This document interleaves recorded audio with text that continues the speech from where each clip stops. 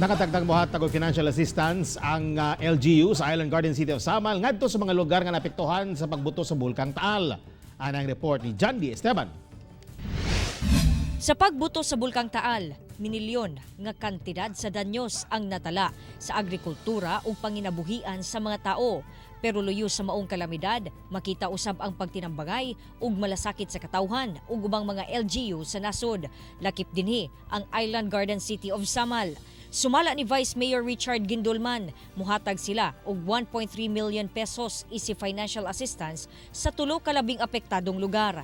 Muhatag sab sila og 500,000 pesos nga financial aid alang sa mga naapektuhan sa linog sa Davao del Sur. Cavite, na-approve sa CDRMC nga muhatag og 500,000 pesos, no? So 500,000 pud sa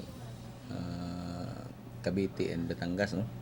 And naghatag pud sa City of Tagaytay, no? Worth 300,000. Karong Lunes mupasa ang City Disaster Risk Reduction Management Council og resolusyon sa konseho aron hingpit na kining maaprubahan. Bisan tuod og gamay ra ning amount pero may na lang ni makatabang-tabang pud ni unsay magamit sa LGU ani or sa province no, sa ilang pamaliton kay Cashman Gas Assistance may ato ang mahatag ani. Kauban si Mel Colmenares sa kamera. Ako si John D. Esteban para sa One Mindanao.